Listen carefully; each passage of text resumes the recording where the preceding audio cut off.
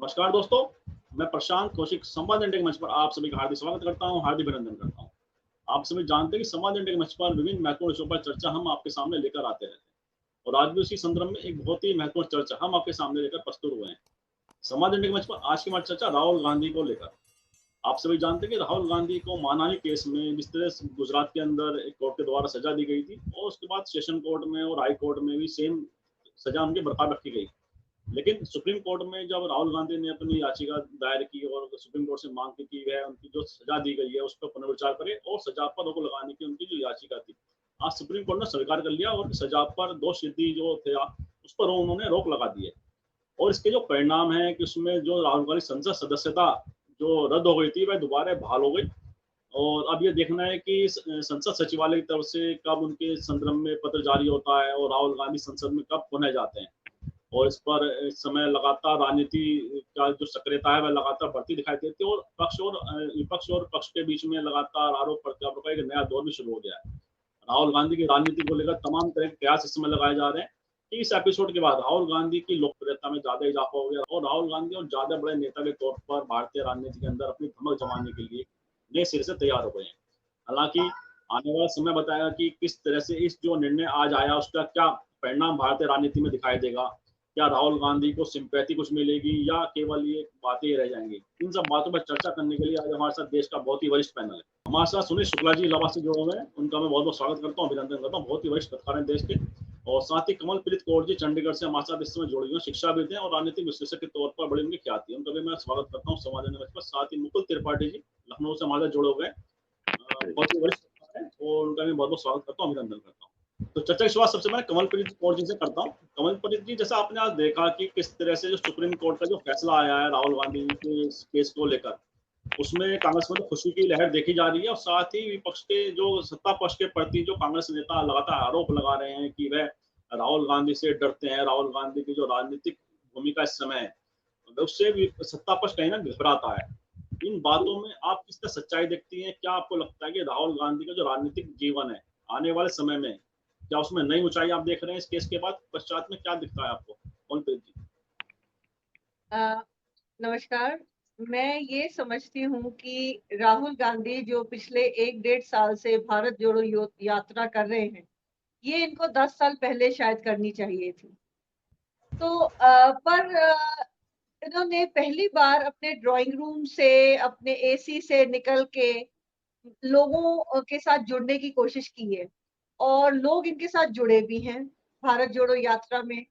और उसके बाद भी कई जगह पे ये आप इसको इलेक्शन स्टंट भी कह सकते हैं कि कहीं चावल लगा रहे हैं, कहीं लोगों के बीच में घुस रहे। पर इंडिया में ये करना पड़ेगा। लोगों को समझने के लिए थोड़ी देर लोगों के साथ आपको रहना पड़ेगा और हर पॉलिटिकल लीडर को अपने ग्रास रूट्स के साथ जुड़ने की जरूरत है। शायद वो इस टाइम ये काम करने की कोशिश कर रहे हैं और काफ़ी हद तक सक्सेसफुल हुए। लोग उनके साथ जुड़े भी हुए हैं। मेबी उनके पास और कोई लोगों को और कोई अल्टरनेटिव पार्टी नहीं दिख रही है और इनका बाहर आना, अपने घर से बाहर आके लोगों के साथ एक लंबे समय तक रहना, ये एक बड़ी अच्छी डेवलपमेंट है। अब ये जो लेटेस्ट जजमेंट आई है, ये इनके ऑफ कोर्स पूरी तरह इनके फेवर में जाती है। अब ये इसका पॉलिटिकल माइलेज कैसे लेते हैं, जो हमारी सरकार है, जो इनकी विपक्ष है, वो इसको कैसे इस चीज को मतलब किसी तरह से नजरअंदाज करवाने की कोशिश करते हैं या कैसे इसको अपोज करते हैं, कैसे इसको एक निसफल चीज बनाने की कि एक ऐसा कोशिश करे इसको सॉरी इसको एक ऐसी घटना दिखाने की कोशिश करें जो बिल्कुल भी जरूरी नहीं है, इम्पोर्टेंट नहीं है। ये हमें 1-2 दिन में पता चलेगा। ठीक कहा आपने कि आने वाले समय में पता चलेगा। मैं मुकुल जी के पास आता हूँ। मुकुल जी, आपको क्या लगता है जिस तरह से अगर देखेंगे जब सदस्यता रद्द हुई थी राहुल गांधी की, तो सत्ता पक्ष के नेताओं ने बड़ी खुशी जाहिर की थी, उनकी जो प्रतिक्रिया सामने आई थी। तो ये जो कोर्ट का मामला था उसमें जिस तरह से पार्टियां खुशियां मनाती हैं, गम मना रही हैं, यह क्या दर्शाता है कि वो जो राहुल गांधी का सदस्यता जो केस में सुप्रीम कोर्ट से राहत मिली है, उसमें कांग्रेस पार्टी में खुशी की लहर देखी जा रही है। तो ये जो पार्टियों के बीच में जो कोर्ट का जो केस मसला है, जो पार्टियां अपने हिसाब से उसे रेखांकित करती हैं, प्रदर्शित करती हैं, इसके पीछे क्या सोच है, क्या आपको लगता है? देखिए, इसमें सबसे बड़ी बात, विजय तो बहुत बड़ी है ही, और ये पहले से अनुमान भी लगाया जा रहा था कि जो दोनों ऑर्डर आए थे, चाहे लोअर कोर्ट का हो चाहे हाई कोर्ट का ऑर्डर हो, दोनों ऑर्डर में एक चीज लैक्स बहुत तगड़ा था, जो कई लोग बोल रहे थे और बाकी जितने भी जुडिशरी या जुडिशियल सिस्टम से जानकार हैं, कहीं पे भी ये मेंशन नहीं था कि ये 2 साल की सजा आखिर लगाई क्यों, मतलब उसका कारण क्या है 2 साल मैक्सिमम का। मैक्सिमम में एक दिन भी कम होता तो शायद ये सब जानते हैं, इनकी सदस्यता रद्द ना होती। लेकिन वो कोर्ट ने जो मैक्सिमम दिया है, उस मैक्सिमम का वो रीजन नहीं बताया। वो लोअर कोर्ट का जो जज था उसने भी नहीं बताया, और हाई कोर्ट ने भी, इवन हाई कोर्ट ने तो 2-3 चीजें ऐसी लिख दी जो आज तक इतिहास में कभी नहीं हुआ कि किसी जज ने ऐसी टिप्पणी की है। इन सब चीजों का राहुल गांधी को बहुत बड़ा फायदा मिला। साथ में एक जो वो भी चल रहा है कि वो मोदी समाज से आते भी हैं कि नहीं आते, जिन्होंने इसको फाइल किया है, इनके ऊपर केस किया है। तो गुजरात में कम्युनिटी ये बता रहे हैं 13 करोड़ की है। 13 करोड़ की कम्युनिटी अगर मोदी समाज की है तो ये पहले मोद लिखते थे। उनका कहना है कि ये 13 करोड़ जो लोग हैं, इसमें ABC कई तरह के लोग हैं, और ये सारे लास्ट में ये भी लिखते हैं कि ये सब मोदी नहीं है, कम्युनिटी है, समाज है, लेकिन ये सारे मोदी नहीं है, लेकिन उसमें भी अलग अलग वर्ग हैं। तो अब इस चीज को इनका खुद बोलना इनके खिलाफ चला गया, और वो पहले से तय था कि ये जाएगा, और सुप्रीम कोर्ट में राहुल गांधी को राहत 100% मिलनी तय है। जहां तक इनकी कैरियर का बात है, राहुल गांधी अभी कमलप्रीत जी ने सही कहा कि ये जो इनको 10 साल पहले निकलना चाहिए था, वो ये अब निकले हैं। तो देर आए दुरुस्त आए, सच्चाई है कि देर आए दुरुस्त आए। और जो पूरा प्रोपोगंडा राहुल की इमेज को लेकर बनाया गया है, ये अपने आप में भी इतिहास में किसी पूरी दुनिया में ये नैरेटिव जो फैलाया गया, वो कभी किसी नेता के खिलाफ नहीं फैलाया गया होगा। उठा के आप जेल में डाल दीजिए, समझ में आता है कि उसके खिलाफ बहुत सारे चार्जेस थे, वो करप्ट था। लेकिन बीजेपी यहां भी एक 2-4 कदम पीछे चली जाती है जब ऐसे ही लोगों को आप अपने पार्टी में शामिल करते हैं। ना कहीं पे ऐसे करप्शन के चार्जेस जैसे लालू प्रसाद यादव की फैमिली पे हैं कि इतना गया इतना आया, पैसे का कोई लेन देन ही नहीं है। ये तो फर्म है, फर्म को कैसे, वो कंपनी को कैसे बनाया गया, कंपनी का कैसे गया, वो सब चार्टर्ड अकाउंटेंट, हम आप भी अगर हम लोग जाते हैं कुछ तो चार्टर्ड अकाउंटेंट पे सीमित हो जाते हैं, और उसी के हिसाब से कहता है आप ये दिखा दीजिए, हम ये दिखा देते हैं।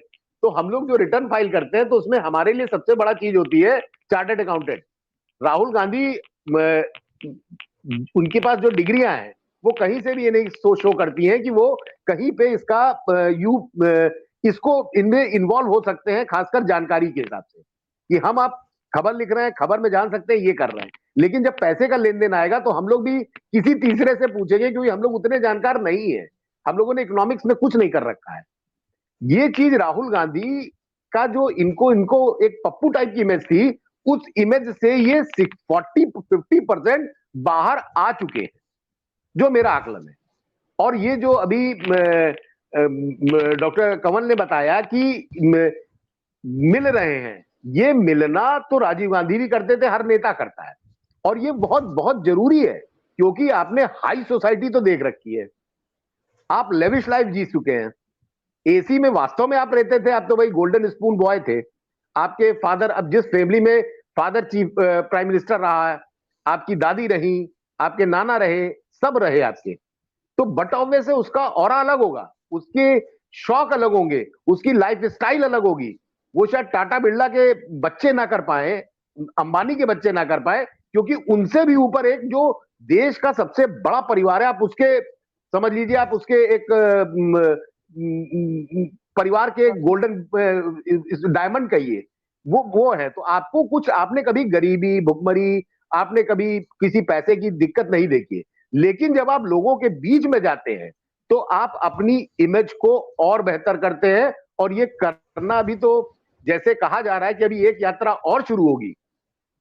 देखिए, सबसे बड़ी बात अभी तो यहां पे आती है, यात्रा जब शुरू होगी उसका क्या रिजल्ट, बेहतर ही आएगा, कम तो आना नहीं। 100 लोग जुड़े, 2 लाख लोग जुड़े, 2 करोड़ लोग जुड़े, ये एक अलग विषय है।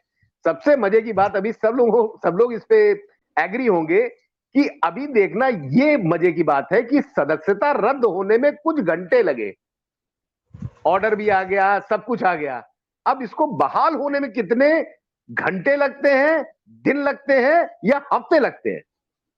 मुझे तो शक है कि हो सकता है पीएम के आने तक इनको किसी न किसी कारणवश रोका जाए, इनको संसद में वो चीज बीत जाए उसके बाद आओ।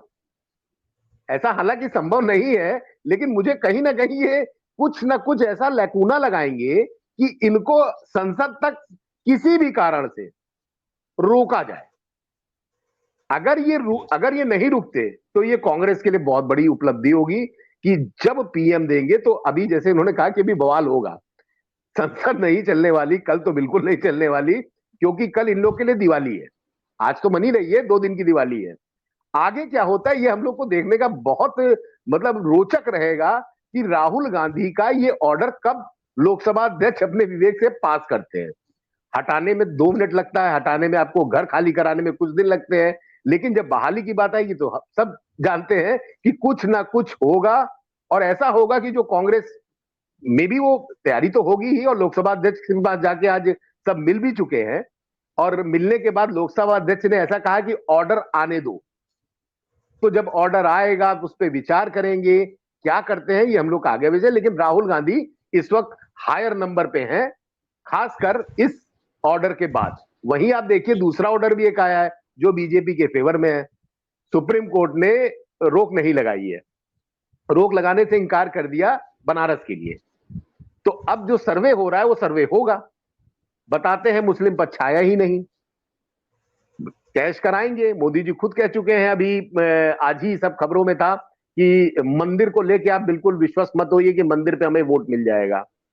तो मंदिर पे अगर वोट आपको लगता है, आपको लगने लगा है, तो उसके बाद बचता क्या है? बचता फिर वही है, मंदिर गया तो हिंदू मुस्लिम आएगा, दंगे शुरू हो रहे हैं, लोग बोलना भी शुरू किए, लग रहा चुनाव आ रहा है, देश में दंगे हो रहे हैं, लग रहा चुनाव आ रहा है। तो चीजें अभी बहुत उथल पुथल होने वाली हैं, और हम लोग इसके गवाह बनेंगे, ऐसी ही बहस करेंगे आगे। भविष्य इनका बेहतर है, राहुल गांधी बशर्ते फूंक फूंक के कदम रखे और अब ऐसी कोई गलती ना करे जिससे इनको दोबारा जो है इनके, हालांकि अभी जल्दी कुछ होने वाला नहीं है, ये सेशन पूरा और लोकसभा इलेक्शन तक ही इज फ्री, लेकिन इनको अब अपनी आगे की रणनीति बहुत सोच समझ के कांग्रेस के नेताओं को राहुल गांधी को लेकर बनानी पड़ेगी। जी जी बिल्कुल ठीक कहा आपने कि सोच समझ के कदम रखने पड़ेंगे आगे भविष्य की राजनीति के हिसाब से। मैं सुनील जी के पास आता हूँ। सुनील जी, जैसे राहुल गांधी को लेकर तमाम तरह की बातें कही जाती हैं, उनकी पर्सनैलिटी को लेकर तमाम तरह की बातें कही जाती हैं, लेकिन हम जिस तरह से देख रहे हैं पिछले 1-1.5 साल का बड़ा परिवर्तन राहुल गांधी की पर्सनैलिटी के अंदर देख रहे हैं। और जैसा कुछ लोग ये भी कहते हैं कि जब उनकी सदस्यता रद्द हुई उसके बाद उनका जो घर था वो खाली करवाया, तो राहुल गांधी चाहते तो इस तरह की बात कर सकते थे कि जो दूसरे लोग हैं, जो बीजेपी के बड़े नेता रहे हैं, वह आज भी बिना किसी सांसदी के बंगलों में रह रहे हैं, बड़े बड़े बंगले में कैसे रह रहे हैं। हालांकि राहुल गांधी ने ऐसा कोई क्वेश्चन नहीं उठाया पलटवार में। तो ये राहुल गांधी की पर्सनैलिटी को भी दिखाता है, डिफाइन भी करता है कि राहुल गांधी के अंदर सरल व्यक्ति हैं राजनीतिक तौर पर। आपको क्या लगता है कि राहुल गांधी के प्रति जो आज डिसीजन आया सुप्रीम कोर्ट का, और जो इंडिया गठबंधन बना विपक्षी दलों का, उनकी राजनीति में आप ज्यादा कुछ इजाफा देख रहे हैं इस निर्णय के बाद? उन्हें कुछ इससे बढ़त मिलेगी राजनीतिक तौर पर, क्या लगता है आपको? धन्यवाद प्रशांत जी। सुप्रीम कोर्ट के इस स्थगन आदेश से निश्चित रूप से जो इंडिया दल समूह है और राहुल गांधी हैं, उनकी एक नैतिक विजय है। यह जो एक कहा जा रहा था कि, और ये बात लगने लगी है कि भारतीय जनता पार्टी की सरकार, भारतीय जनता पार्टी खासतौर से, वह किन किन प्रकारेण राहुल गांधी को संसद में नहीं आने देना चाहती, और किसी न किसी बहाने से इनकी संसद की सदस्यता बहाल न होने पावे, ये कोशिश भारतीय जनता पार्टी ने की। चूंकि ये पूरा का पूरा मुकदमा भारतीय जनता पार्टी के एक विधायक ने रखा और एक पूरी कोशिश की कि इनकी सदस्यता किस तरह से बहाल न होने पावे, लेकिन सुप्रीम कोर्ट ने से जो यह इस स्थगन आदेश मिला, तो एक नैतिक विजय इस पार्टी को मिली है और विपक्ष को भी मिला है। राहुल गांधी आज गैर भाजपा राजनीति के मुख्य व्यक्ति हैं। इस देश में मेरा मानना यह है कि इस सरकार के खिलाफ जो राजनीतिक माहौल बना है, बनना शुरू हुआ है और काफी हद तक कई इलाकों में बना भी है, उसके केंद्र में राहुल गांधी है। राहुल ये कांग्रेस के अकेले नेता हैं, विपक्ष के उन गिने चुने नेताओं में से है सब जो जिन्होंने इस सरकार के ऊपर लगातार हमले जारी रखा, सरकार की विभिन्न असफलताओं को लेकर के उनकी आलोचना की और एकदम संसद में चाहे सड़क पर हर जगह सरकार की खिलाफत की और हमलावर रहे। चाहे मणिपुर घटना हो, मणिपुर घटना में सरकार भी कुछ बोलने के लिए तैयार नहीं थी। आज भी प्रधानमंत्री जी कुछ नहीं बोल रहे हैं, संसद में बहस नहीं होने पाई है, लेकिन सबसे पहले उस इलाके में पहुंचने वाले लोगों में से राहुल गांधी थे। मैं डॉक्टर कमल कौर जी की बात से मैं सहमत हूँ कि उनकी भारत जोड़ो यात्रा के बाद से उनकी भारतीय राजनीति में उनकी गंभीरता और बढ़ गई, लोग उनको और गंभीरता से लेने लगे हैं। और उन्होंने कहा भी अपनी यात्रा के दौरान, ये कहा भी कि जब संसद में बोलने नहीं दिया जा रहा है, मीडिया उनकी बात को प्रकाशित नहीं कर रहा है, संवाद के जितने भी और तरीके हैं उसके ऊपर किसी न किसी तरह से सरकार नकेल लगाने का प्रयास कर रही है, तो लोगों से संवाद स्थापित करने के लिए सड़क पर निकलने के अलावा और कोई विकल्प उनके पास था नहीं। और बड़ी गंभीरता के साथ उन्होंने अपनी यात्रा पूरी की और यात्रा के दौरान लगभग सभी समाज के सभी वर्गों में से उन्होंने संपर्क करने का प्रयास किया और लोगों ने भी जम करके उनका समर्थन भी किया और पूरे रास्ते भर लगभग 4000 किलोमीटर की इस यात्रा में बड़े पैमाने पर लोगों से मिले, उनकी सभाओं में शामिल हुए और उनके साथ सड़क पर भी पैदल चलते हुए दिखाई पड़े। तो एक जो जन स्वीकृति थी राहुल गांधी की वह बढ़ी और राहुल गांधी की इस जन स्वीकृति के पीछे मेरा मानना यह है कि उन्होंने जो सरकार की असफलताएं थी और जो जनता से जुड़े हुए मुद्दे थे उनके साथ उन्होंने अपने आप को जोड़े रखा, यह उनको एक गंभीरता प्रदान की और सरकार की ओर से जो प्रयास किया जा रहा था, सत्तारूढ़ दल की ओर से जो प्रयास किया जा रहा था, उनको एक अगंभीर नेता के रूप में स्थापित करने की, एक कैजुअल, एक रिलक्टेंट पॉलिटिशियन के रूप में लोगों के बीच में ले जाने की, और वो जो जन धारणा है वो बन नहीं पाई और राहुल गांधी ने इसको बड़ी कामयाबी के साथ इसको खारिज किया और अपनी जन स्वीकृति को बढ़ाया और यही भारतीय जनता पार्टी के लिए चुनौती है। भारतीय जनता पार्टी की राजनीति को अगर आप ध्यान से देखिए तो उन सभी नेताओं, उन सभी संस्थाओं, उन सभी वर्गों को पार्टी ने खारिज करने की कोशिश की है जिन्होंने इसको चुनौती दी, चाहे कोई नेता हो, चाहे वो कोई संस्था हो, चाहे वो जनता लोगों का समूह हो, चाहे राजनीतिक दलों का समूह हो, उनको ऊपर तरह तरह के हमले किए गए। उन सभी लोगों के लिए जो जिन लोगों ने इस सरकार को कटघरे में खड़ा करने की कोशिश की। अगर यह बात कही, इसमें राहुल गांधी और कांग्रेस के नेता सबसे पहले थे। उनको लगा कि ये अकेली पार्टी है और यह इस पार्टी के नेता हैं जो इस सरकार के लिए चुनौती बन सकते हैं। इस पार्टी का जो जनाधार है वह पुनर्जीवित हो सकता है, लोग इनके साथ जा सकते हैं। इसीलिए कांग्रेस मुक्त भारत की कल्पना नारा दिया प्रधानमंत्री जी ने कि और यह स्थापित करने की कोशिश की कि कांग्रेस अपने पूरे कार्यकाल के दौरान जनता से जुड़े रहने के बजाय केवल भ्रष्टाचार में शामिल रही, अपने लिए सुख सुविधाएं जुटाने में लगी रही और तरह तरह के भ्रष्टाचार किए और आज तक किसी भ्रष्टाचार में एक आरोप पत्र भी वो दाखिल नहीं कर पाई। इसीलिए सोनिया गांधी के परिवार के ऊपर भी हमला किया गया, मतलब उनके दामाद के ऊपर भी तरह तरह के हमले किए गए।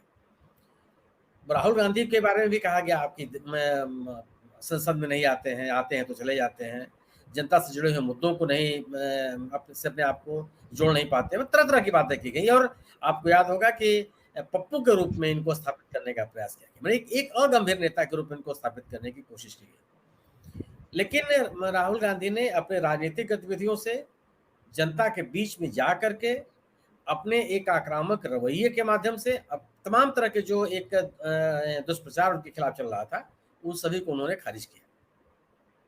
विपक्ष एक न होने पाए, इसके लिए जो भारतीय जनता पार्टी की कोशिश थी वह उस कोशिश को भी कांग्रेस ने और खासतौर से राहुल गांधी ने कामयाब नहीं होने दिया। लोगों को एकजुट किया और जिस तरह के भी समझौते या एक आपसी समझ विकसित करने की जरूरत थी इस पार्टी ने दिखाया और अब तक जहां जहां गठबंधन है, चाहे वो तमिलनाडु का गठबंधन हो, चाहे महाराष्ट्र का गठबंधन हो, चाहे बिहार का गठबंधन हो, चाहे झारखंड का गठबंधन हो, उस गठबंधन में अपने आप को एक जिम्मेदार सदस्य के रूप में अपनी भूमिका का निर्वाह किया। गोया कि एक चुनौती सत्तारूढ़ दल के सामने जो कांग्रेस की ओर से उम्मीद की जाती थी लोगों से कि वह एक बड़ी चुनौती प्रस्तुत करेंगे, राहुल गांधी ने उसको बड़ी मजबूती के साथ उस चुनौती पेश की। अब जब इनका यह मानहानि का मामला आया और जिस तरीके से इनकी सदस्यता समाप्त की गई, इनको सदन से बाहर किया गया, इनके आवास को खाली कराया गया, मेरा मानना यह है कि इस पूरी गतिविधियों से राहुल गांधी का कोई राजनीतिक नुकसान नहीं हुआ। लोगों के बीच में जो उनकी स्वीकृति थी और बढ़ी ही, बल्कि एक पीड़ित व्यक्ति के रूप में इनकी छवि सामने आई कि सरकार इनके ऊपर हमलावर है, इनका उत्पीड़न कर रही है। सरकार नहीं चाहती कि इस तरह का एक नेता सदन में रहे। और भले सत्तारूढ़ दल को लगता हो कि राहुल गांधी के खिलाफ कार्रवाई करके उनको कोई राजनीतिक एज मिल गई हो, लेकिन मुझे नहीं लगता। उनकी कंस्टिट्यूएंसी यानी उनका जो समर्थक वर्ग है उसको जरूर अच्छा लगा। उनके समर्थकों में इस घटना को लेकर के कोई नाराजगी या कोई संतोष नहीं था, लेकिन ऐसे लोग जो तटस्थ होकर के सरकार का मूल्यांकन करते हैं, सरकार की गतिविधियों का मूल्यांकन करते हैं, उनको यह बहुत अच्छा नहीं लगा कि एक विपक्ष के नेता को इस तरह से सदन से बाहर कर दिया जाए और उनका आवाज खाली करा लिया जाए। क्योंकि राहुल गांधी की छवि मैंने जो कहते हैं आम शोहरत एक गैर जिम्मेदार नेता की नहीं है, एक अपराधी नेता की नहीं है, एक ऐसे नेता की भी नहीं है कि वह जनता के मुद्दों पे रुचि नहीं लेते हैं। एक ऐसे नेता की है जो सरकार के खिलाफ हमलावर रहते हैं, सरकार के जिन मुद्दों पर आलोचना होनी चाहिए उसकी आलोचना करते हैं और लोगों के दुख दर्द के साथ अपनी संवेदनाओं को शामिल करने की कोशिश करते हैं। तो ये लोगों को बहुत बढ़िया नहीं लगा।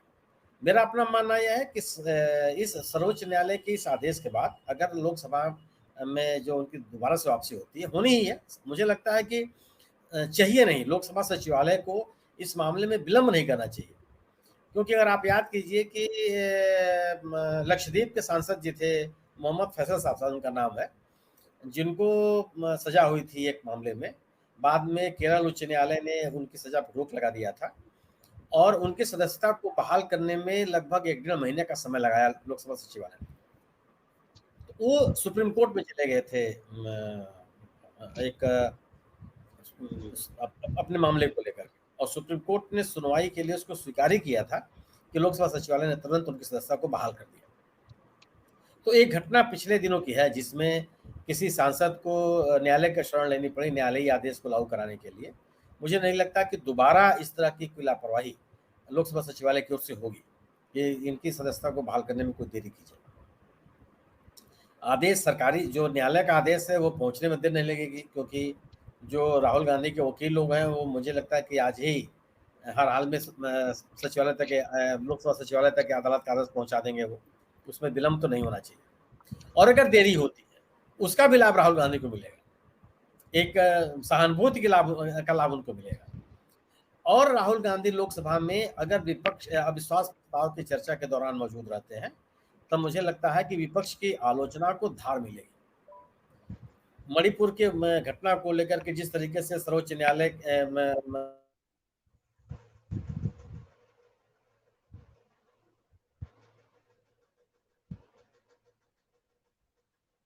माइक आपका आवाज बंद हो गया। मुझे लगता है कि राहुल गांधी एक बहुत ही तेज और आक्रामक वक्ता होंगे अविश्वास प्रस्ताव के दौरान। और अगर सत्तारूढ़ दल या लोकसभा सचिवालय इस बात की कोशिश करता है कि सदस्यता को दोबारा से भी जल्दी उनके सदस्यता ना बहाल उनका हो, तो मैं मानता हूं कि एक राजनीतिक भूल होगी उनकी।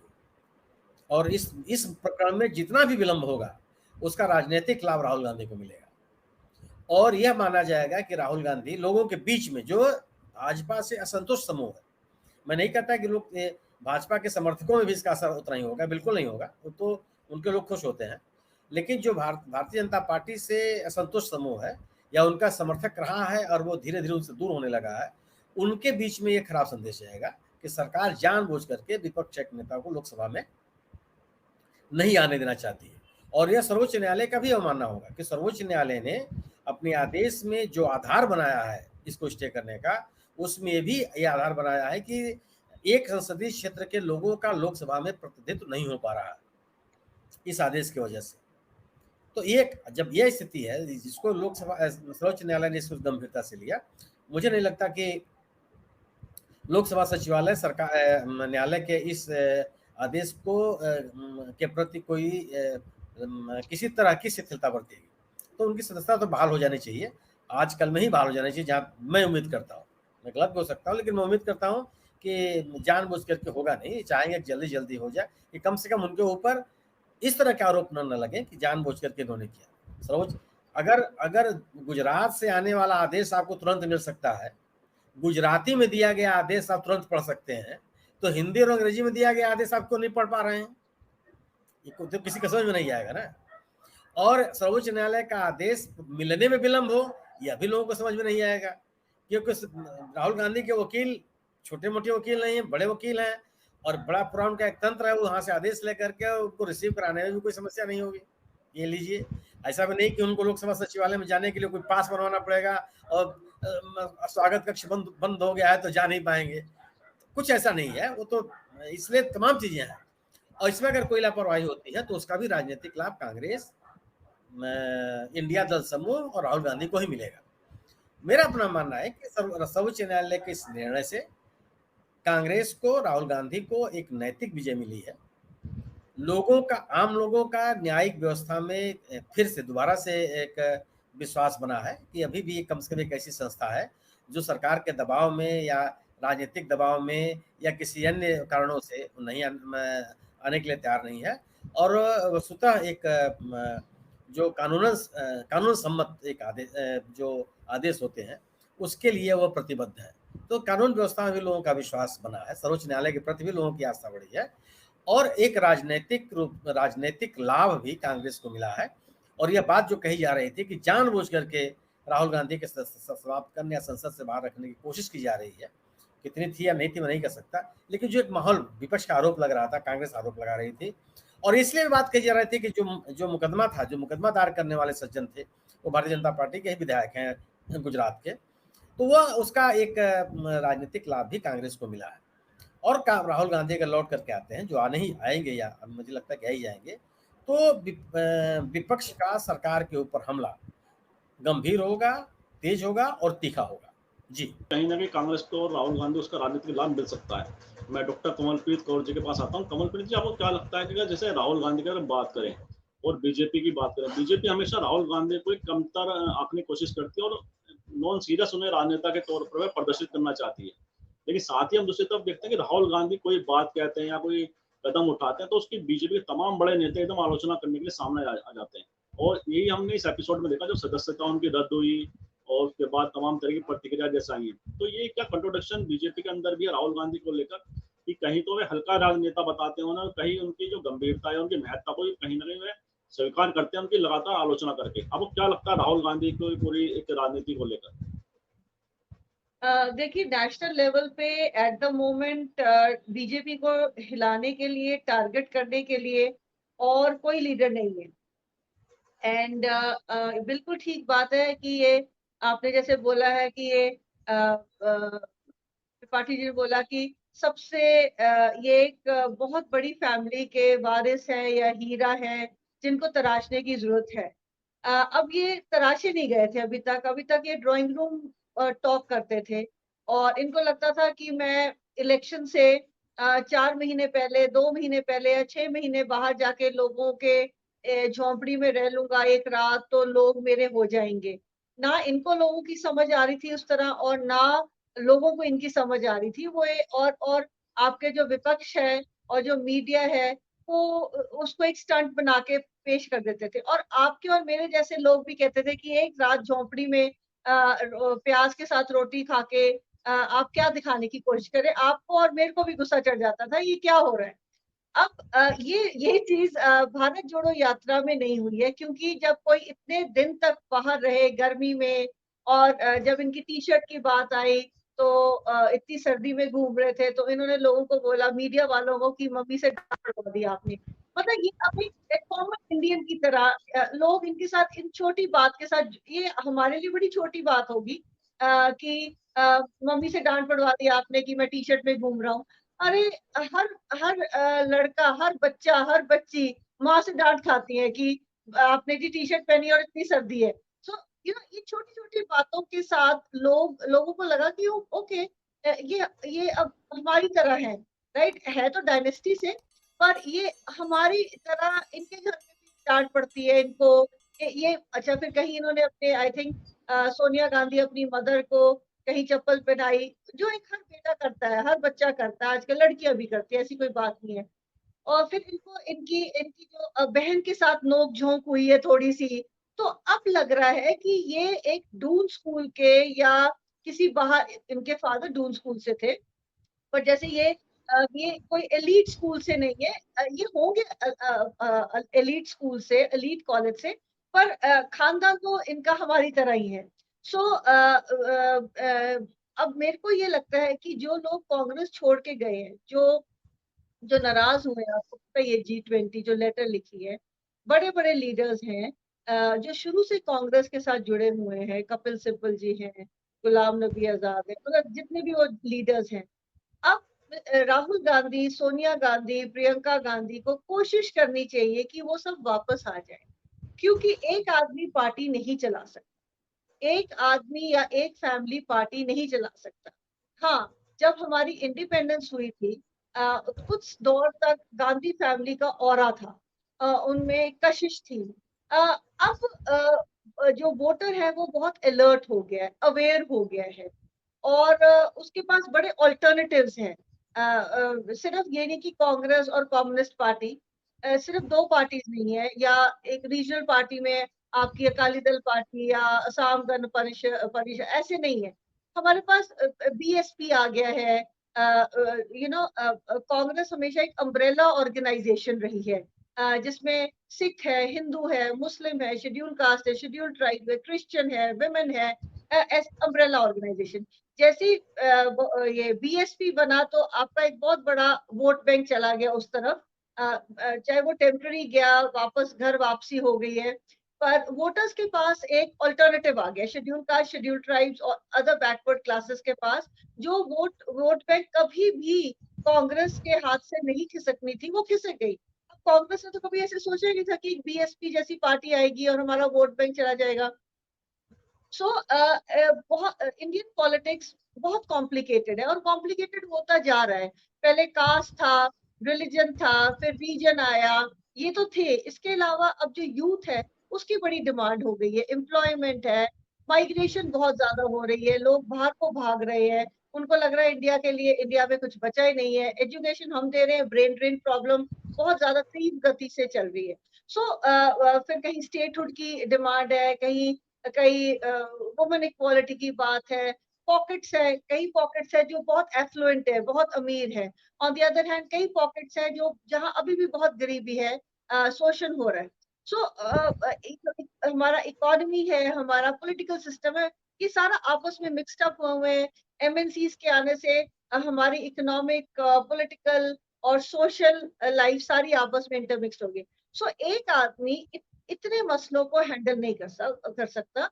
उसको उनमें मेच्योरिटी आई है, उनके पास उनकी मदर और सिस्टर का साथ है, बट उसके अलावा उनको बाकी जो लीडर्स छोड़ के गए हैं, उनमें से 20 नहीं तो एटलीस्ट 10 को जो वापस आना चाहते हैं, जिनकी कांग्रेस के साथ बहुत एफिलिएशन है, शुरू से इनके इनके पेरेंट्स के साथ रही है, उनको वापस लाना चाहिए, मुझे ये लगता है। थोड़ी सी ये कोशिश करें, थोड़ा सा वो कोशिश करे कि अगर हमने ऑपोजिशन, स्ट्रॉन्ग ऑपोजिशन या वापस ट्रेजरी बेंचेस में आना है, तो मिलजुल के काम चलेगा, ये हम बिखर के कहीं भी नहीं पहुंचेंगे। सो राहुल गांधी का जो, या गांधी फैमिली का अगला मेच्योरिटी स्टेप ये है कि इनको जो लोग गुस्से होके चले गए हैं, खानदान में ऐसे होता रहता है, उनको वापस लाना चाहिए, और शायद फिर बीजेपी और भी ज्यादा डर जाए। और मैं एक चीज जरूर कहना चाहूंगी कि जिस दिन राहुल गांधी लोकसभा में एंटर करेंगे, आई थिंक उस दिन की जो टीआरपी रेटिंग्स है वो एकता कपूर के सीरियल से बहुत आगे निकल जाएगी, और वो वीडियो बड़ी वायरल होगी, तो हम उस दिन का वेट करते हैं। जी जी, बिल्कुल बिल्कुल बिल्कुल ठीक कहा आपने कि जो राहुल गांधी की संसद में जो एंट्री होगी, उसकी तरफ सभी लोगों की निगाहें लगी हुई हैं, किस तरह से कांग्रेस पार्टी उसको प्रदर्शित भी करती है। और खुद एक राजनीति के तौर पर अगर हम देखें तो बड़ा एक दिन निश्चित रूप से वो राजनीति के दृष्टिकोण के हिसाब से होगा। मुकुल जी के पास आता हूँ। मुकुल जी से डॉक्टर साहब ने कहा कि बहुत सारी चुनौतियों की उन्होंने बात कही, कांग्रेस में किस तरह की चुनौतियां हैं, और उन्होंने कहा कि कांग्रेस पार्टी खुद पहल करनी चाहिए, उनके जो कुछ नेता जो पार्टी छोड़ गए थे उसको दोबारा लाने के उन्हें प्रयास करने चाहिए, पहल उन्हें करनी चाहिए।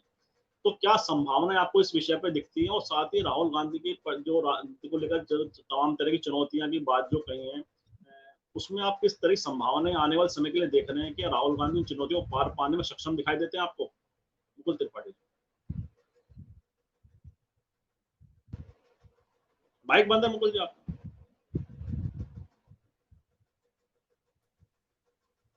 डॉक्टर साहब का सीधे सीधे इशारा वरुण गांधी की तरफ था।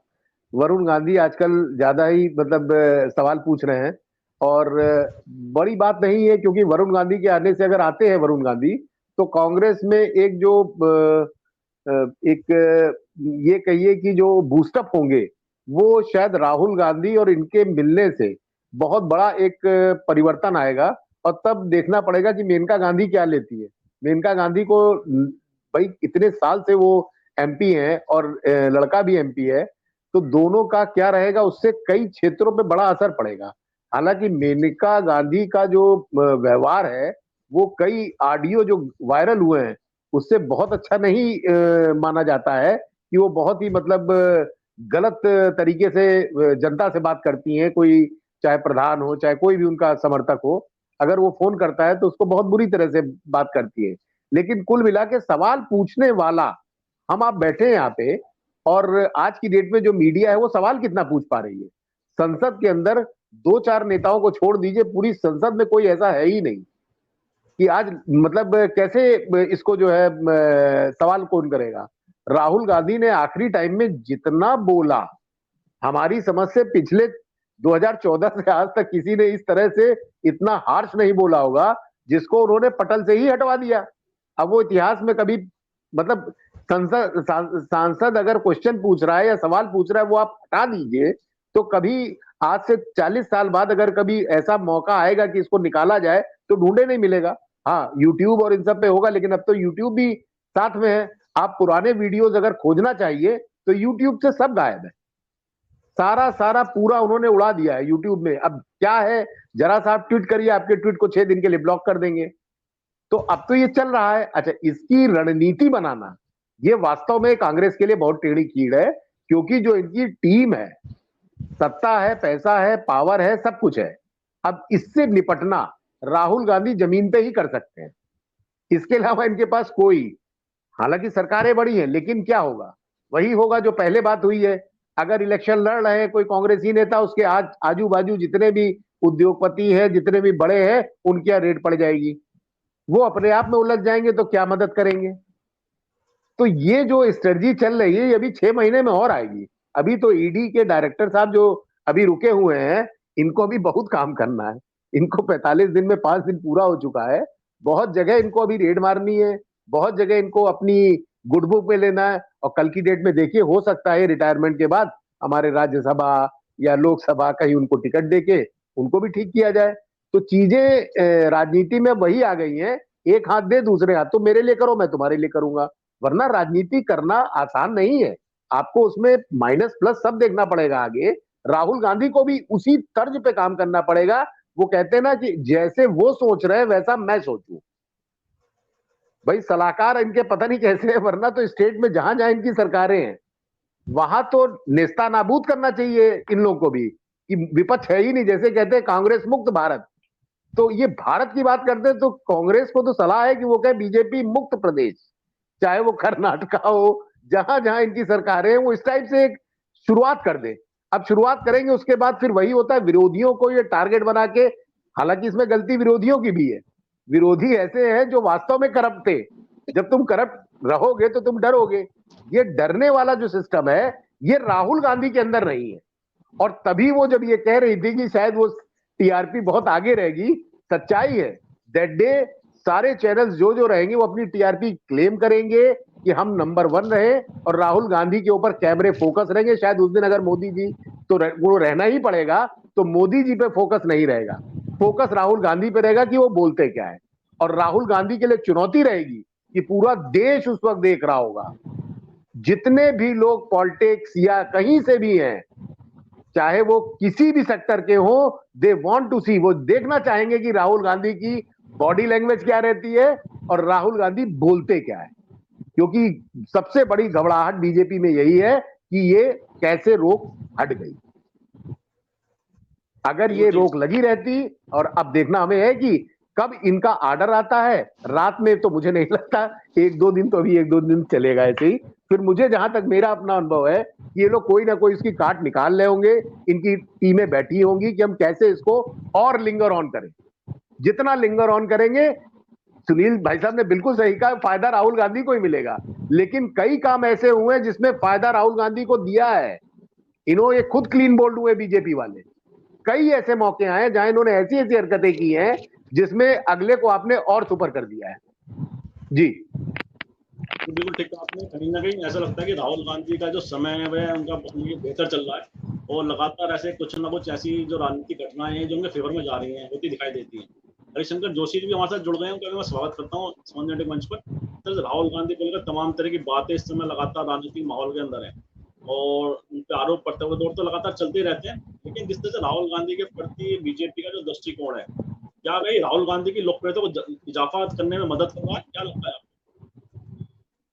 देखिए, सबसे पहले तो मैं क्षमा चाहूंगा, आने में देरी हुई। मैं उत्तर प्रदेश में रहता हूं और सुनील भाई साहब भी उत्तर प्रदेश में रहते हैं। यहाँ गड्ढा मुक्त सड़क होनी थी, लेकिन आजकल गड्ढों में सड़क है। तो मैं जहाँ से रास्ते में था तो बहुत गाड़ी चलाना मुश्किल था, जाम था, गड्ढे थे, जल भराव था। तो मैं उसके लिए क्षमा चाहता हूं और इसके लिए वैसे योगी सरकार को कतई जिम्मेदार न माना जाए, उन्होंने तो गड्ढा मुक्त सरकार कर दी थी। अब आते हैं मूल प्रश्न पर। जो आप सरकार की आलोचना कर रहे हैं जोशी जी, सोच लीजिए आप। नहीं, मैं प्रशंसा कर रहा हूँ सर, प्रशंसा कर रहा हूँ। अच्छा।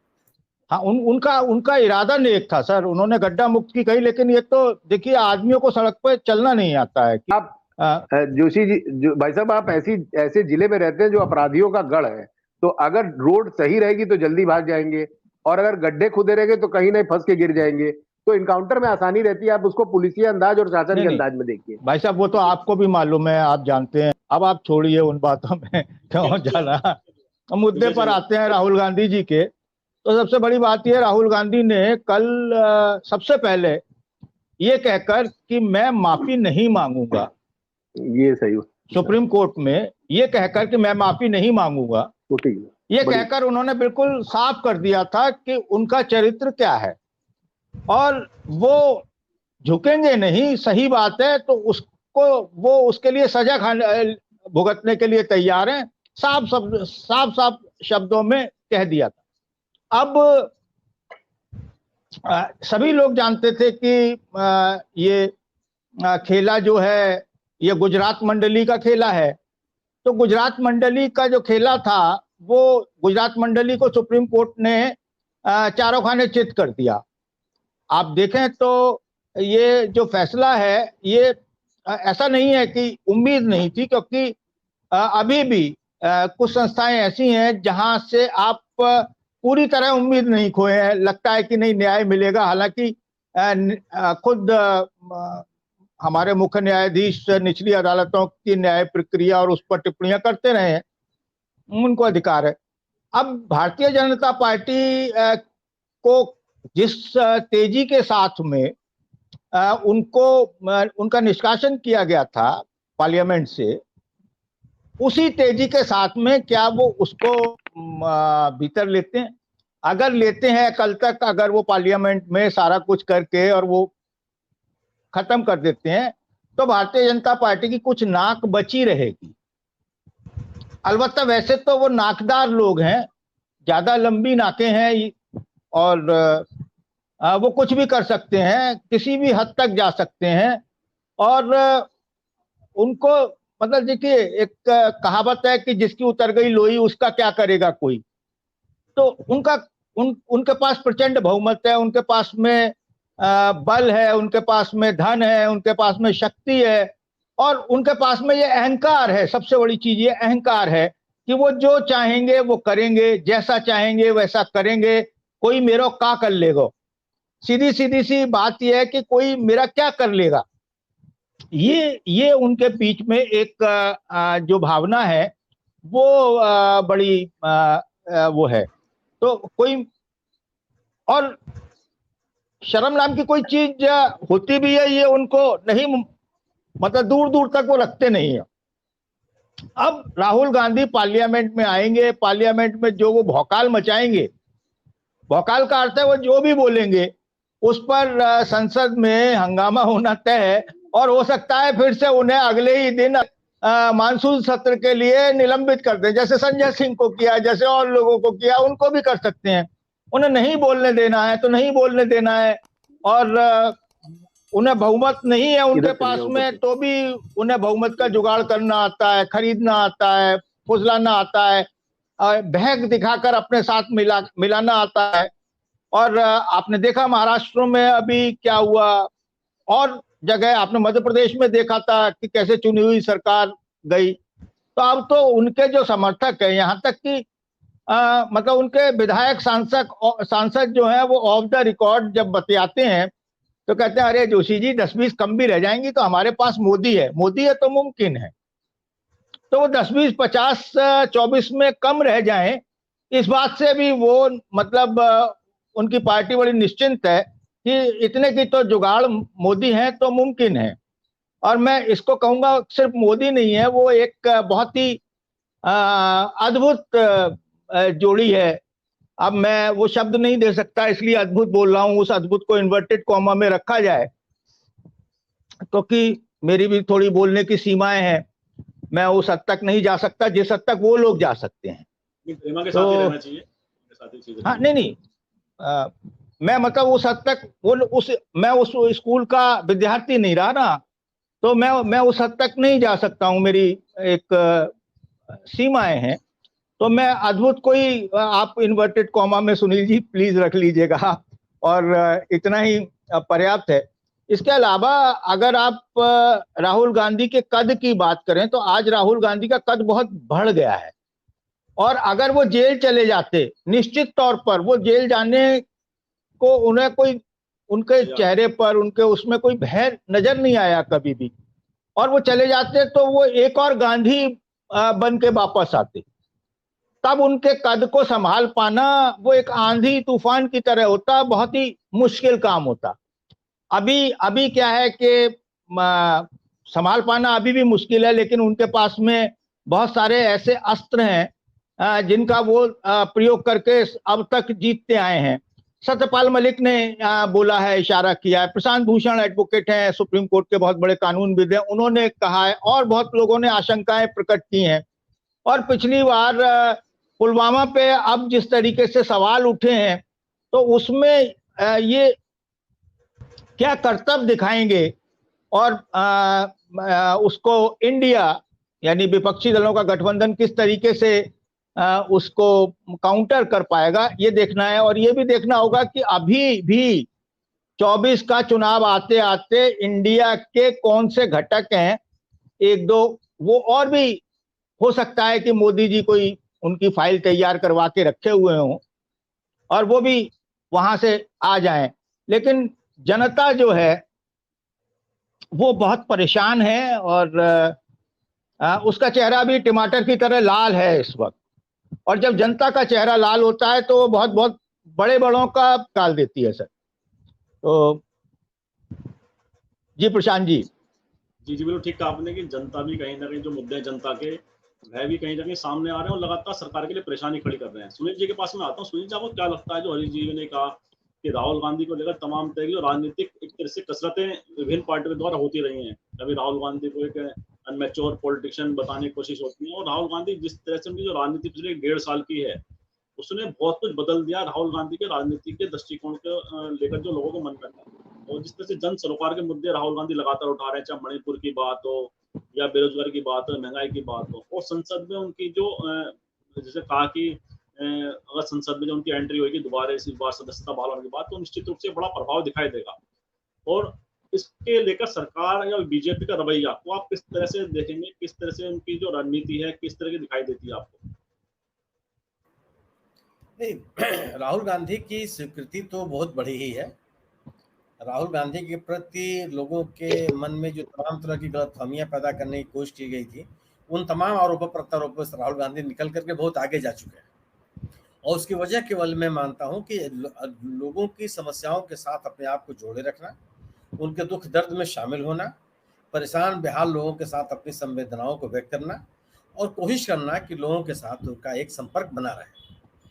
भारत जोड़ो यात्रा के माध्यम से उन्होंने जो पहल शुरू की वो लगातार जारी है।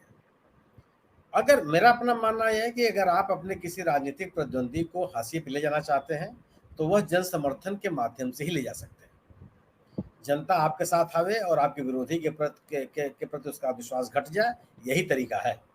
और अगर कोई हथकंडा आप अपनाते हैं तो मुझे लगता है कि जनता उससे संतुष्ट नहीं होती, उसमें वह सक्रियता दिखानी नहीं चाहती जो आप उम्मीद करते होंगे। अगर आप राहुल गांधी को संसद में नहीं आने देना चाहते हैं तो उनको चुनाव में हरा दीजिए। अमेठी में जैसे उनको जनता ने हरा दिया कि अन्य क्षेत्रों में उनको हरा देते, आप इस तरह का एक माहौल बनाते। लेकिन अगर आप षड्यंत्र करके, साजिश करके, इधर उधर कोई बात करके अगर आप ये चाहते हैं कि आपका विपक्षी संसद में न रहे, लोकसभा में न रहे, राज्यसभा में न रहे, मुझे लगता है कि जनता इसको स्वीकार करती नहीं है।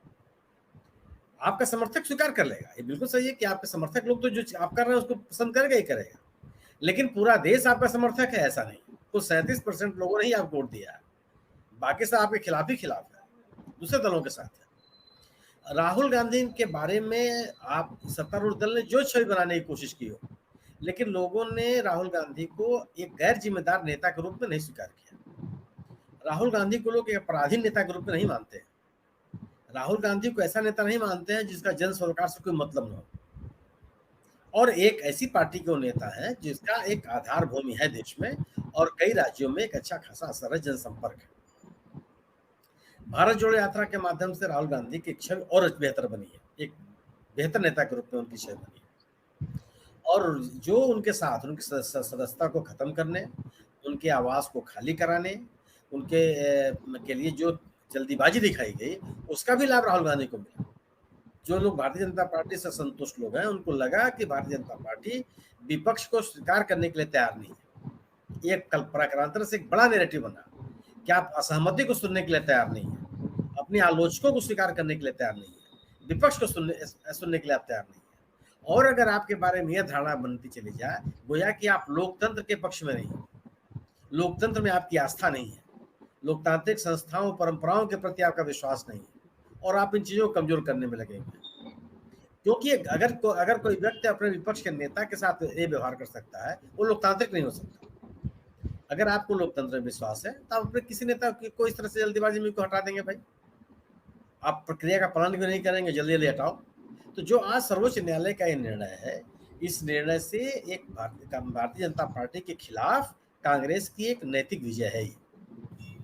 भारतीय जनता पार्टी को स्वीकार नहीं करेगी, सत्तारूढ़ दल इसको स्वीकार नहीं करेगा, लेकिन एक नैतिक विजय है। क्यों कि ये माहौल बना हुआ था देश में कि भारतीय जनता पार्टी किसी भी तरह से लोकसभा में वे वापस नहीं आने देगी राहुल गांधी इस सत्र के दौरान। चुनाव में क्या होगा तो आगे देखा जाएगा, लेकिन एक तरह का एक माहौल बना हुआ था। और जिस तरीके से भारतीय जनता पार्टी के नेता प्रणब मोदी साहब इस मुकदमे में लगे हुए थे और तुरंत जिस तरीके से उन्होंने इसका ट्रायल करवाया, स्टे के लिए एप्लीकेशन दिया, फिर स्टे का आदेश वापस लिया और तमाम तरह की उन्होंने कोशिशें की, और तो ये एक लोगों के बीच में धारणा बनती जा रही थी कि भारतीय जनता पार्टी सत्तारूढ़ दल किसी भी कीमत पर राहुल गांधी को दोबारा से लोकसभा में चुनाव के पहले नहीं आने देगी। वह कम से कम ये बात खत्म हो गई। सर्वोच्च न्यायालय का जो आदेश है वह आदेश भी सबके लिए महत्वपूर्ण है। जो अगर आप जो बहस के दौरान जो बातें न्यायालय में कही गई, अगर आप उसको भी लीजिएगा तो वह भी सबके लिए एक सीख है। न्यायिक प्रक्रिया में लोगों की आस्था बढ़ी है। तमाम चीजों के बावजूद आप कह सकते हैं कि लोकसभा में राहुल गांधी की वापसी से भारतीय जनता पार्टी के सामने एक गंभीर चुनौती रहेगी और गंभीर होती चली जाएगी, क्योंकि राहुल गांधी ने जो लोगों के बीच अपने विश्वसनीयता कायम की है वह विश्वास और बढ़ेगा। भारतीय जनता पार्टी के खिलाफ जो बीजेपी इंडिया दल समूह की आक्रामकता है वो और बढ़ेगी। और राहुल गांधी को बर्दाश्त कर पाना सरकार के लिए बहुत आसान नहीं होगा। मणिपुर का जब विषय आएगा जिसको लेकर विश्वास प्रस्ताव लोकसभा में पेश है, उसके सबसे मुफीद वक्ता राहुल गांधी है। उन्होंने 2 दिन 3 दिन लोगों के बीच बिताया है, उन चीजों को अपनी आंख से देखा है, उनके साथ एक संवाद काम किया है और लोगों की समस्याओं के साथ अपने आप को जोड़ने की कोशिश की है। राहुल गांधी ने अभी जो हरियाणा में उनका एक वीडियो वायरल हुआ, आप देखिए, जो उन्होंने किसानों के साथ अपने आप को जोड़ने का प्रयास किया। और ऐसा नहीं है कि वो लोग आते हैं जाते हैं, लोगों से मिलते हैं और चले जाते हैं। अगर लोगों से वो मिले हैं, लोगों से उनको कुछ फीडबैक मिला है, तो जो कांग्रेस की सरकारें हैं उसमें उसका असर दिखता है।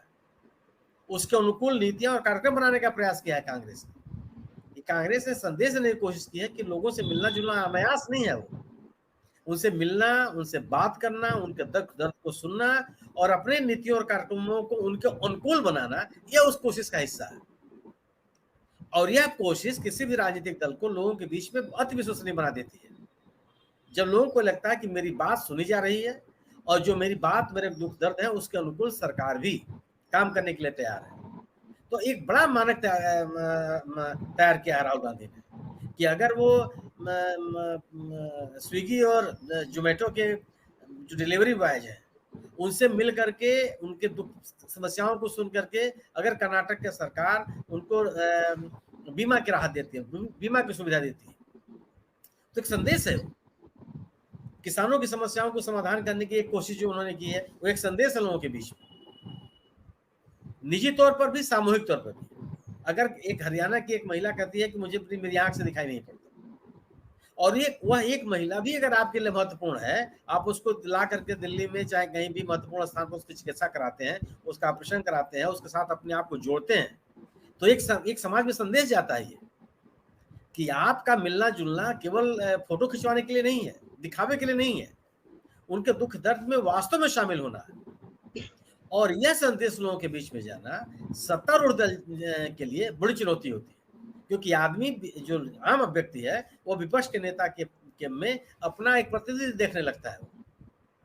और इस तरह की, और भारतीय जनता पार्टी ने यही कोशिश की थी कि कांग्रेस के नेता, कांग्रेस पार्टी और जो प्रथम पंक्ति के नेता हैं कांग्रेस के, वो खारिज हो जाए, वो अविश्वसनीय बना दिए जाए, उनकी जन स्वीकृति खत्म हो जाए। तो ये तमाम ऐसे कारक, और वह पूरा का पूरा प्रयास विफल हो गया।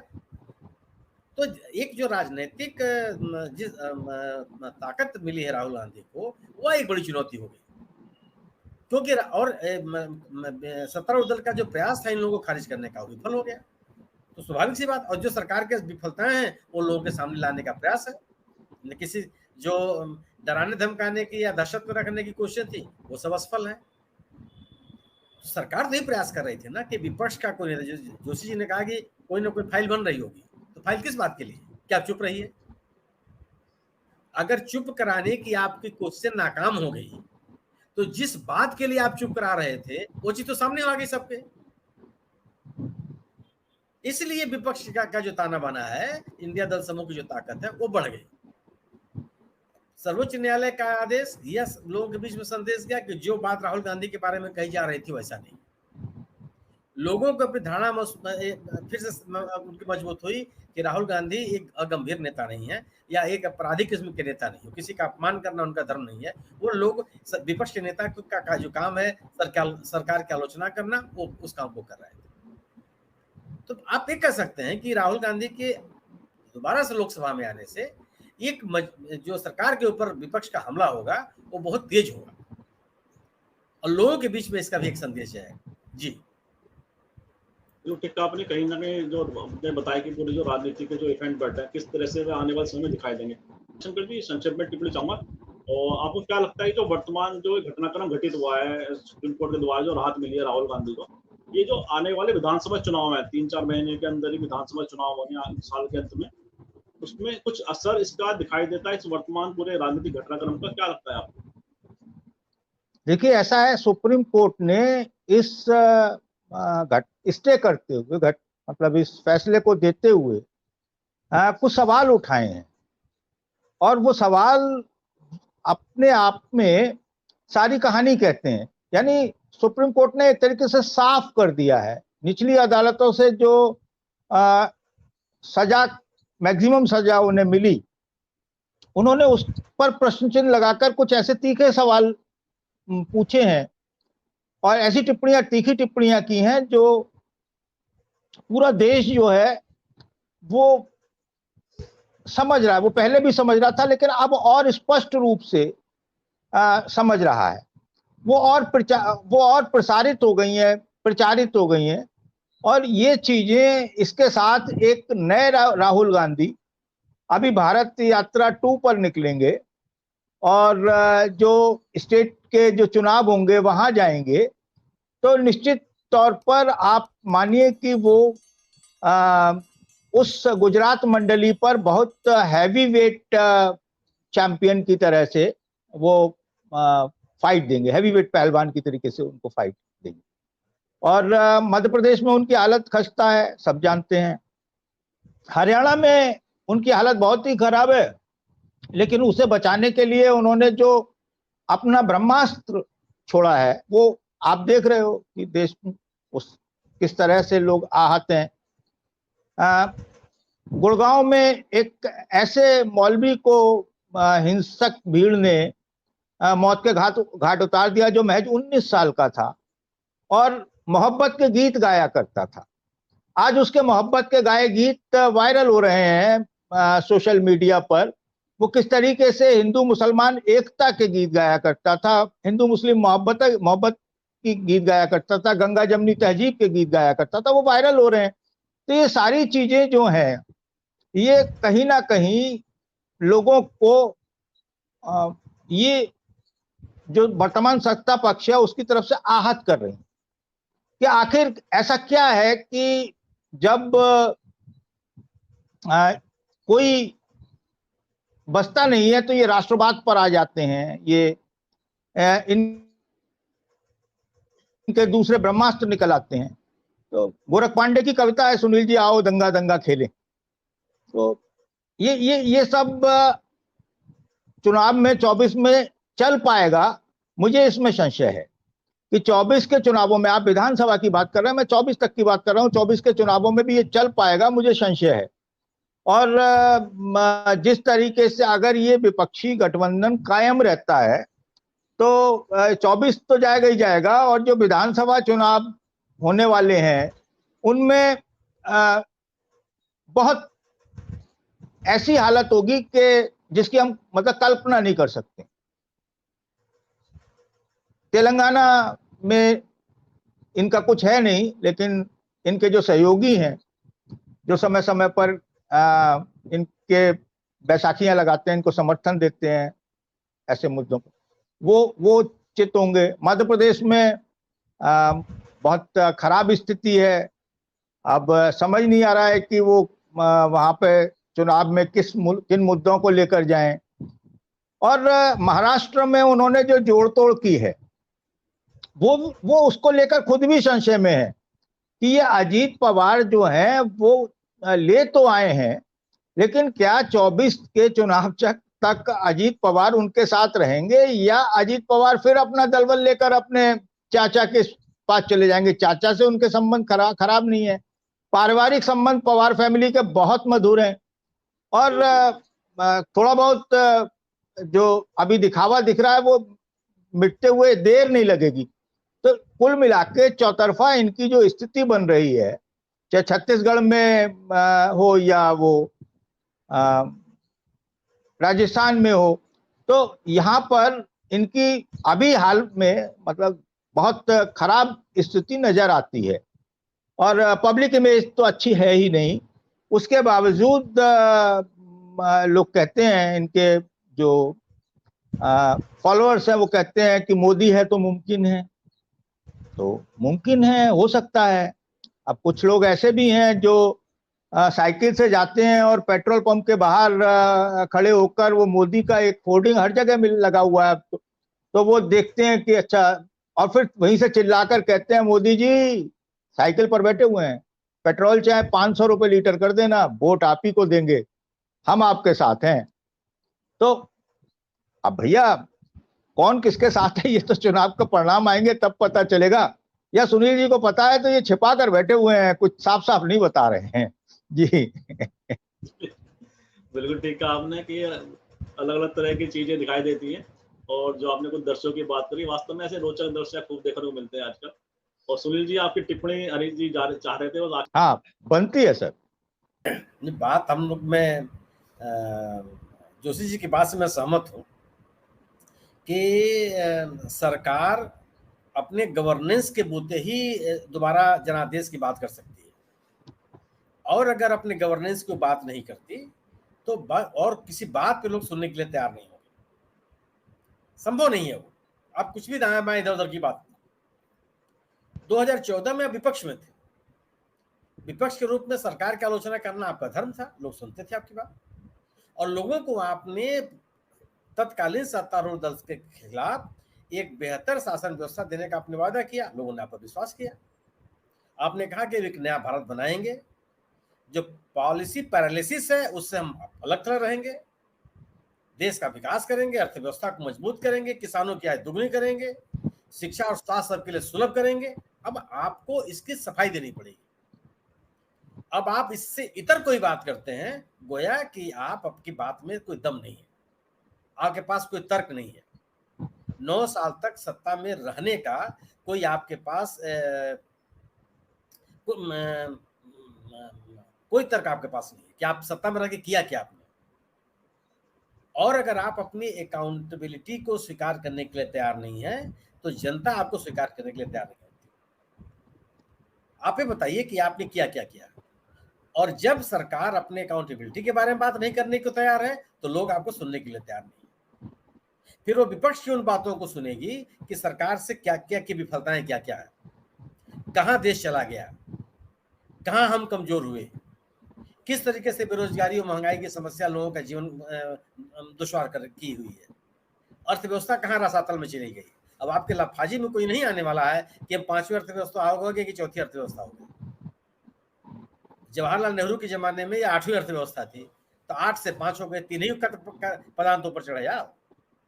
लेकिन जो जवाहरलाल नेहरू के जमाने में गरीबी थी वो कहां चली गई, जो उनके जमाने में आर्थिक विषमता थी वो कहां पहुंच गई, जो उस समय रुपए की कीमत थी वो कहां पहुंच गई, जो रोजगार के अवसर थे वो कहां पहुंच गए,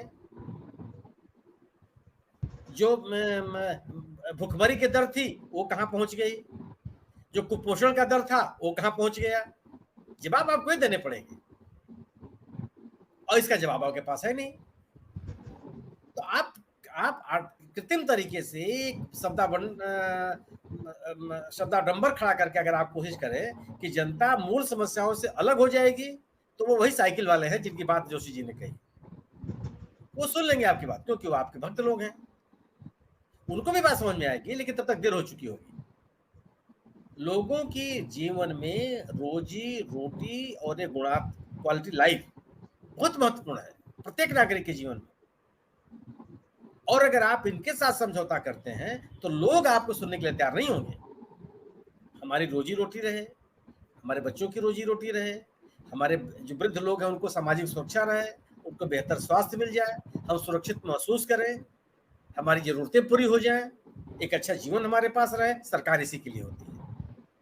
और सरकार अगर ये काम नहीं करती, अगर बाकी कोई काम करती है तो लोग सुनने के लिए, यह काम करके बाकी काम करे, वो लोग सुन लेंगे उसको।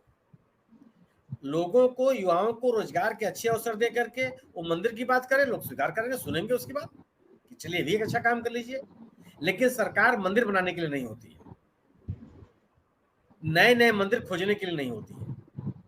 सरकार समाज में शांति व्यवस्था बनाए रखने के लिए होती है। सरकार लोगों में सुरक्षा का भाव पैदा करने के लिए होती है, लोगों में सामाजिक सुरक्षा का भाव पैदा करने के लिए होती है, बेहतर जीवन का आश्वासन देती है, आर्थिक क्षमता दूर करने के लिए होती है, बच्चों के कुपोषण को दूर करने के लिए होती है, हमारे घरों में जो गाय बैल पालतू जानवर हैं उनकी देखभाल के लिए होती है, उनको कोई रोग न लगने पावे, कोई रोग लग जाए तो उसका टीकाकरण हो जाए, टीकाकरण होने के बाद जो रोगों को लगने वाली दवाएं वो अच्छी तरीके से उनको मिल जाए, हमारी जो फसल है वो समय से उसके पैदावार की अच्छी कीमत मिल जाए। जब फसल बोई जाए तो उसके लिए अच्छे खाद मिले, उसके लिए अच्छी बीज मिले, उसके लिए अच्छे सिंचाई के साधन मिले, इसके लिए सरकार होती है। और सरकार अगर यह बात करती है कि हमने ही करने के लिए ये काम किए हैं, देखिए लोग आपका हाथ लेते हैं कि नहीं लेते हैं। और जिन सरकारों ने ये काम किया, लोगों ने उनको हाथों हाथ लिया। कई राज्य सरकारों को देख लीजिए आप, और इसी आश्वासन के साथ लोग आपके साथ जुड़ते हैं। अब बाकी अगर आप कुछ करते हैं तो आप उस किसी भी इस चीजों में आप सफल नहीं हो पाएंगे। जी जी बिल्कुल ठीक कहा आपने कि सरकार जो नागरिक के जो आम आदमी के जो सरोकार होते हैं, अगर उसका ध्यान देती है तो निश्चित रूप से कहीं ना उसका प्रभाव भी दिखाई देगा। और सरकारों का मतलब ये होता है कि जन सरोकार के मुद्दे पे वो बात करें। मुकुल जी कुछ कहना चाह रहे हैं? मुकुल जी अंतिम आपसे टिप्पणी। आज मैं दोनों आप सबको बताना चाहूंगा कि मैं गया था आज यहाँ पे एक बहुत बड़ी सब्जी मंडी है, तो वहां से कुछ सामान खरीद रहा था, तो एक ड्राई फ्रूट था, वो पैकेट में बेच रहा था। नहीं, सीतापुर रोड। तो तो वहां पे मैं और मेरी वाइफ थी। मैंने कहा जाके उसका रेट पता करो। तो जब वो रेट पता करने, वो मौलाना साहब बैठे हुए थे, तो वो खजूर टाइप कुछ थी जो ले रही थी, तो उन्होंने कहा देखिए ये आप ही के लोगों ने बनाया है। तो बोले आपके लोगों से मतलब? बोले आप हिंदू है ना, हिंदू ही कंपनी है। तो मेरी वाइफ ने जवाब दिया कि हिंदू बनाए मुस्लिम बनाए, चीज तो चीज है, आप बिजनेस आप बैठे हो, मैं खरीदने के लिए आ रही हूँ, इसमें हमारे और आपके के बीच में क्या ये बात आ गई, और ये आपको किसने सिखाई है? तो बोले आजकल तो यही चल रहा है। तो बोले आजकल ये चल रहा है, लेकिन हम आप तो ये ना करें, वो काम नेताओं के लिए छोड़ दें। इस काम के लिए आप बैठे हैं बेचने के लिए, आप एक होलसेलर हैं, मैं आपके पास सामान खरीदने आई हूँ, इसमें हिंदू मुस्लिम कहां से आ गया? तो बोले नहीं, आजकल तो ये सुबह शाम जो आग उगल रहे हैं, तो उसमें हमने कहा आपको बता दे, हो सकता है आप मना कर देती या वापस चली जाती। बोले हम तो ऐसे नहीं है। तो उसने कहा कि काश ऐसे लोग सब हो जाएं। मतलब he was more than 65 above, वो 65 साल के ऊपर का आदमी था।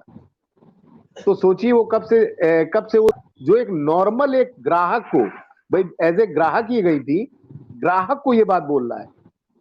तो उन्होंने कहा नहीं, हमारे मन में तो ऐसी कोई बात नहीं है कि आप मुसलमान है, अगर पहले होते तो मैं आपकी दाढ़ी देख के दुकानी में ना घुसती। तो कहा कि ऐसे लोग आते हैं मेरे पास, आपने सिंदूर लगा रखा है, तो मैंने कहा मैं आपको एक बार वार्न कर दूं। तो देखिए किस हद तक अंदर तक घुस गई है ये चीजें, ये मतलब सोचने की जरूरत है। बोला मैं तो ऊपर वाले से बोला कि ऊपर वाले से कामना करूंगा कि आप जैसे लोग सारे हो जाएं, इन नेताओं को भी सद्बुद्धि दे। तो ये हमारे अंदर, मैं एक बात बोलना चाहता कि जो चीजें फैलाई जा रही हैं लखनऊ में, पूरे अलीगंज में हमारा जो एरिया है, इसमें एक नया एक फंडा आज मैंने सवेरे देखा, केसरिया संघ, केसरिया रंग के झंडे लगे हैं पूरे रोडों पे, और केसरिया संघ करके एक नया संगठन खुल हो गया, घर घर केसरिया। और कम से कम 500,000 झंडे जो है दो दो करके पोल के बीच में गाड़ दिए गए, मतलब वो फंसाए गए हैं। अब ये नया केसरिया संघ है, नया आ गया। मुझे तो पहली बार मैंने देखा, अभी तक शायद आप लोगों ने नहीं सुना होगा कि केसरिया संघ कौन है। तो इस टाइप के अभी कई और प्रयोग होने हैं। हम आपकी सुरक्षा करेंगे। अरे सुरक्षा करना हो तो जनसंख्या नियंत्रण कानून लाओ, पिछले 9 साल में नहीं ला पाए। हिंदू भी बढ़ रहे हैं, मुसलमान भी पढ़ रहे हैं। जो गरीब आदमी है वो हिंदुओं में भी 6-6 बच्चे हो रहे हैं, मुसलमानों में भी 6-6 बच्चे हो रहे हैं। तो जिस काम पे आपको करना है 2028-27 का वेट क्यों कर रहे हैं आप, कि जब हम चाइना से भी आगे 26 में निकल जाएंगे? निकल ही चुके हैं। जी बिल्कुल ठीक कहा। ऐसे नए नए मुद्दे भी सामने आएंगे, नए नए संगठन भी सामने आएंगे। जैसे चुनाव नजदीक आएंगे, सभी संगठन राजनीतिक दल अपने हिसाब से लोगों को जोड़ने के लिए नई नई अपनी जो उनकी कार्य योजना है उसको भी अमल में लाएंगे। और लगातार ऐसे मुद्दे भी दिखाई देंगे जिनका कोई आम आदमी से, कोई सरोकार से मतलब नहीं होगा। और आप सभी ने जो चर्चा को पूरा जो नए आयाम दिए हैं, सार्थकता प्रदान करी है, निश्चित रूप से मुझे विश्वास है हमारे दर्शकों को चर्चा जरूर पसंद आएगी। और मैं आपसे आभार व्यक्त करता हूँ, धन्यवाद करता हूँ कि आपने जिस तरह की व्यवस्था सभी की थी, विभिन्न मंच में आपकी डिबेट रही है, उसमें से आपने समय निकाला संवाद इंडिया के लिए, तो आप सभी का पुनः आभार और धन्यवाद व्यक्त करता हूँ।